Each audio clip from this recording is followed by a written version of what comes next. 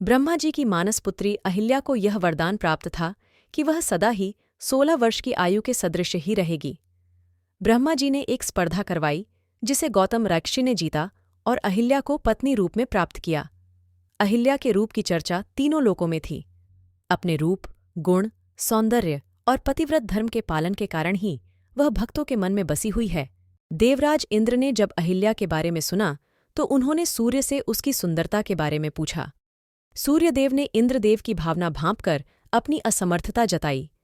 तब इंद्र ने चंद्रमा से पूछा तो उसने कहा कि अहिल्या से अधिक रूपवती, गुणवान और पतिव्रता स्त्री सारी सृष्टि में कोई और नहीं है।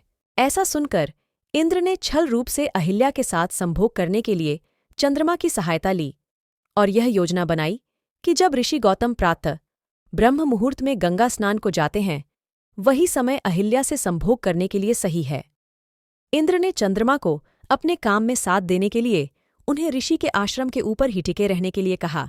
अहिल्या को छूने की लालसा से आधी रात को ही इंद्र ने मुर्गा बनकर बांग लगाई और ऋषि गौतम प्रातः हो गई यह सोचकर गंगा स्नान के लिए आश्रम से निकल गए। तब इंद्र ने झट से ऋषि गौतम का वेश बनाया और आश्रम में जाने लगे और अहिल्या से संभोग करने की इच्छा जताई। पतिव्रता अहिल्या ने इसे अपना कर्तव्य समझकर इसका पालन करना शुरू किया।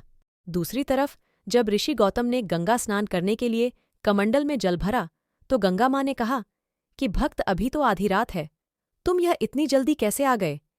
यह सुन ऋषि आश्रम की ओर वापस चल पड़े। आश्रम में उन्होंने अपने ही वेश में ही इंद्र को अपनी पत्नी के साथ संभोग करते देख क्रोधित होकर अहिल्या को शिला होने और चंद्रमा को इंद्र का साथ देने के लिए उसमें दाग होने और ग्रहण लगने का श्राप दे दिया, जिसके बाद से अहिल्या एक पत्थर की शिला बन गई। देवर्षि नारद ने तब ऋषि गौतम को अहिल्या के बेकसूर होने के बारे में बताया तो ऋषि ने कहा कि श्राप तो नहीं मिटाया जा सकता, परंतु उन्होंने अहिल्या को एक वरदान भी दिया कि सूर्यवंशी भगवान श्री राम जब उस शिला के साथ अपने चरणों का स्पर्श करेंगे तो वह पूर्ववत हो जाएगी। श्री राम जी के चरणों का स्पर्श पाते ही वह तपोमूर्ति अहिल्या प्रकट हो गई और प्रभु को सामने देखकर वह चरणों से लिपट गई। श्री रघुनाथ जी को देखकर वह हाथ जोड़कर सामने खड़ी रही। अत्यंत प्रेम के कारण वह अधीर हो गई। उसका शरीर पुलकित हो उठा, मुख से वचन कहने में नहीं आते थे। वह प्रभु के चरणों से लिपट गई और उसके दोनों नेत्रों से जल की धारा बहने लगी। ऐसे ही और वीडियोज़ देखने के लिए लाइक, शेयर और सब्सक्राइब करें इस चैनल को। धन्यवाद।